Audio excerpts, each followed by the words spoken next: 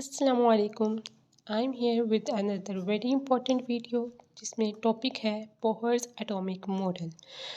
ये जो टॉपिक है ये एग्ज़ाम्स पॉइंट ऑफ व्यू से बहुत इम्पोर्टेंट है और ये थोड़ा डिफ़िकल्ट भी है टू अंडरस्टैंड फॉर स्टूडेंट।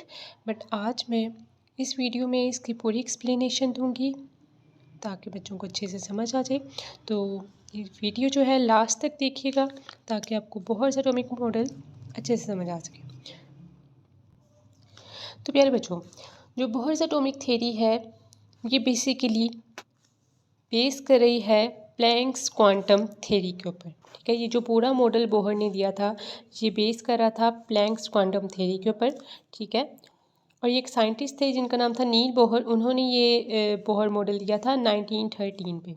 ठीक है, बेसिकली बोहर ने जो है ना एक हाइड्रोजन एटम के बारे में बात की थी। ठीक है, उसने एक्सप्लेन किया था एक हाइड्रोजन एटम को कुछ इस तरह का होता है कि ये हमारे पास न्यूक्लियस है और इसमें सिर्फ एक इलेक्ट्रॉन होता है, वो किसी भी ऑर्बिट में हो सकता है, वो रिवॉल्व करता है उसके दरमियान। ठीक है, सिर्फ एक इलेक्ट्रॉन प्रेजेंट होता है। ठीक है, तो बोहर जो एटॉमिक मॉडल था इसके पोस्टुलेट्स कुछ इस तरह के हैं कि बोहर ने एक्सप्लेन किया था हाइड्रोजन एटम को जो कि कंसिस्ट करता था 1 इलेक्ट्रॉन और 1 प्रोटॉन पे। Proton is this and electron हमारे पास ये है। ठीक है, अच्छा बच्चों, उससे पहले मैं आपको एटम का स्ट्रक्चर समझा देती हूँ ताकि आपको अच्छे से समझ आ जाएगा। ये जो हमारे पास ये आपको सेंटर में नज़र आ रहा है ये हमारे पास होता है बच्चों न्यूक्लियस। ठीक है, ये हमारे पास क्या होता है न्यूक्लियस।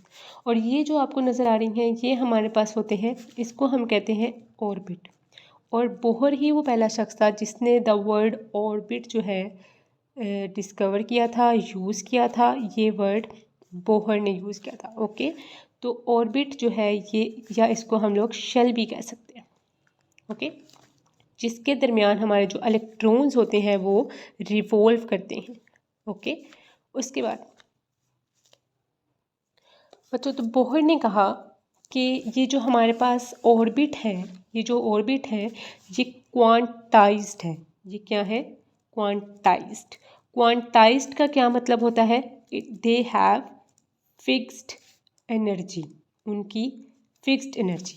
ओके, लेट्स सपोज हमारे पास ये एक ऑर्बिट है, ये एक ऑर्बिट है और ये एक ऑर्बिट। लेट्स सपोज इस ऑर्बिट की जो एनर्जी है ये हमारे पास है 5 जूल, इसकी है 10 जूल और इसकी है 15 जूल।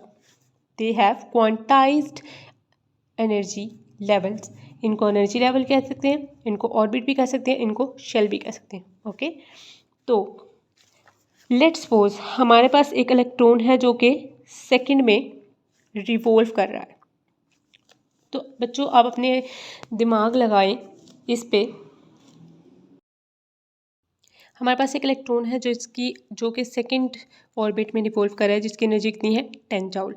ओके, तो अब आप जैसे देखें बच्चों, अगर इस इलेक्ट्रॉन ने आउटर ऑर्बिट में जाना हो, आउटर ऑर्बिट में जाना हो तो क्या होगा? जिसकी एनर्जी कितनी है 15 और इसकी कितनी है 10। मतलब फ़िलहाल जो इलेक्ट्रॉन है उसकी एनर्जी है 10। अगर उसको 15 जूल वाली एनर्जी पे जाना होगा तो ऑब्वियसली वो क्या करेगा? जो एनर्जी है वो एब्सॉर्ब करेगा। क्या करेगा? इलेक्ट्रॉन एनर्जी एब्सॉर्ब करेगा। जब वो एनर्जी एब्सॉर्ब करेगा तो वो आउटर शेल पे चला जाएगा। ओके, और इसी तरह अगर एक इलेक्ट्रॉन को इनर शेल में आना हो, इनर शेल में आना हो तो क्या करेगा? जिसकी एनर्जी कितनी है 5, तो इसकी 10 है, इसकी 5 है, ऑब्वियसली ये एनर्जी को रिलीज़ करेगा तो ये इनर शेल में आ जाएगा। Got it? जबकि अगर एक इलेक्ट्रॉन है जो कि उसी ऑर्बिट में मूव कर रहा है, अगर ये और अपने ही ऑर्बिट में मूव कर रहा है, ये ना बाहर जा रहा है ना ये अंदर आ रहा है, तो इसकी एनर्जी सेम रहेगी, दैट विल बी 10। इसकी एनर्जी ना कम होगी ना इसकी एनर्जी ज़्यादा होगी, ना ये एनर्जी को एब्सॉर्ब करेगा ना ये एनर्जी को रिलीज़ करेगा, क्योंकि ये अपने ही ऑर्बिट में रिवॉल्व कर रहा है। तो इस वजह से इसकी एनर्जी सेम रहेगी एज इट इज़। ओके, अच्छा, तो एक सवाल आप लोग ये भी पूछ सकते हैं कि मैम आपने ये इसकी 5 एनर्जी क्यों रखी, इसकी फिर ज़्यादा, मतलब कि हम अगर बाहर की तरफ आ रहे हैं तो इसकी एनर्जी ज़्यादा क्यों हो रही है? तो बच्चों यह बात याद रखिएगा कि स्टेबल जो हमारे पास जो चीज़ स्टेबल होती है उसकी एनर्जी लेस होती है, ठीक है, उसकी एनर्जी लेस होती है। फॉर एग्ज़ाम्पल, एक इंसान है जो मोटा है और एक इंसान है जो पतला है, तो आप बताएं कि कौन सा इंसान ज़्यादा स्टेबल होगा, कौन सा इंसान ज़्यादा स्टेबल होगा, कौन सा इंसान खुद को ईजिली हैंडल कर सकता है, अपना भार ईजिली हैंडल कर सकता है, that will be obviously the smarter one. तो स्मार्टर वन मतलब जिसकी एनर्जी कम है, ठीक है, कम एनर्जी स्टेबल, और कम एनर्जी वाला न्यूक्लियस के पास होता है, और जो न्यूक्लियस के पास होता है वो स्टेबल होता है। ये बात आपने याद रखनी है, न्यूक्लियस के पास जो होता है वो स्टेबल होता है, और जो न्यूक्लियस के पास होता है वो स्टेबल होता है और उसकी एनर्जी कम होती है। इसीलिए हमने इसकी एनर्जी को सपोज किया 5 जूल, इसकी को किया 10 और इसकी को 50। मतलब जैसे जैसे हम आउटर शेल में जाते जाते हैं एनर्जी है वो इंक्रीज होती जाती है, ठीक है। अब देखिए मित्र, लेट्स सपोज ये E1 है, ये E2 है, ये E3 है, ओके।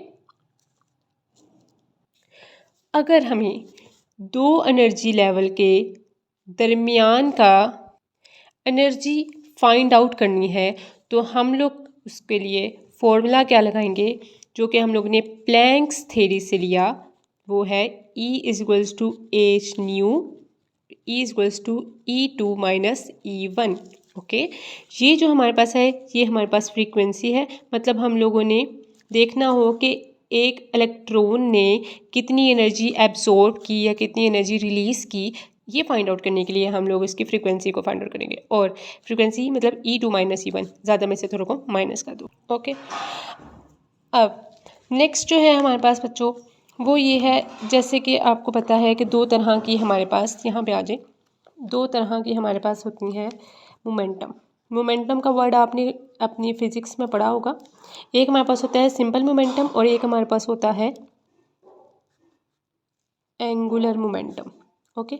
तो इसमें क्या फ़र्क है, इसमें क्या फ़र्क है मैं आपको बताती हूँ। जो सिंपल मोमेंटम होता है ना बेटा, वो होता है लीनियर पाथ, मतलब कोई एक ऑब्जेक्ट है वो एक लीनियर पाथ में अगर मूव कर रहा है तो उसको हम लोग कहेंगे मोमेंटम, सिंपल मोमेंटम, ओके।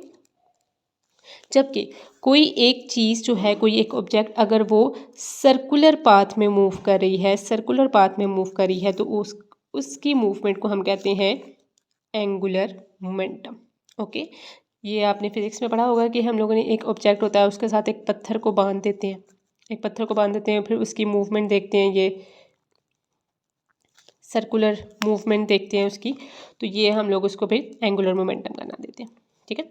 जिसके लिए हम लोगों ने एक डेरिवेशन पुट की थी, और इसको हम लोग रिप्रेजेंट किससे करते हैं बेटा, एल से। और जो सिंपल मोमेंटम है उसको रिप्रेजेंट किससे कर रहे हैं, पी से, और पी की डेरिवेशन क्या थी, एम वी, ठीक है। जबकि जो एंगुलर मोमेंटम है उसकी डेरिवेशन की हमने क्या की थी, एम वी आर। अब ये देखिए बेटा यहाँ पे तो सेम ही है, एम वी दोनों सेम ही है। अब यहाँ पे एक आर आया है, आर क्या है हमारे पास, ये रेडियस है उस ऑब्जेक्ट का और स्टोन के दरमियान का जो डिस्टेंस है उसको हमने आर का नाम दिया था।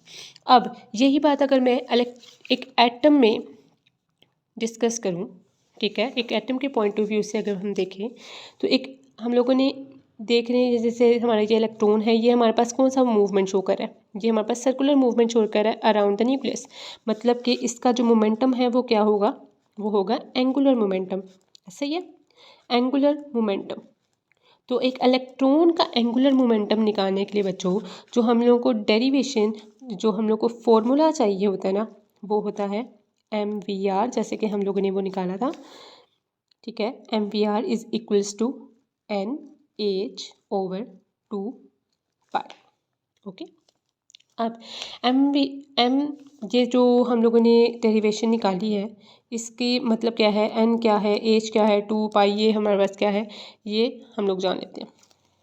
अच्छा बच्चों, तो जो एन है ना हमारे पास, ये एन ये है हमारे पास है नंबर ऑफ ऑर्बिट्स, हमारे पास कितने नंबर ऑफ ऑर्बिट्स, कितने नंबर ऑफ शेल भी हम कह सकते हैं इसको, प्रेजेंट है। एन रिप्रेजेंट वो कर रहा है। अच्छा बच्चों, ये जो एन है ना, ये एन हम लोग रिप्रेजेंट करते हैं ये ऑर्बिट को, ठीक है। एन रिप्रेजेंट इज ऑर्बिट और एन की वैल्यू होती है N1 N2 और N3। तो एन की जो वैल्यू होती है वो 1 2 3 एंड सो ऑन हो सकती है, ओके, एज है हमारे पास, ये एज, ये हमारे पास जैसे मैंने बताया ये प्लैंक कांस्टेंट है, क्योंकि ये जो थ्योरी है प्लैंक थ्योरी पे डिपेंड कर रही थी। उसके बाद 2 एज इट इज़ और पाई जिसकी वैल्यू होती है 3.14, ऐसा ही है। तो ये हमारे पास क्या है, एंगुलर मोमेंटम का फॉर्मूला होता है।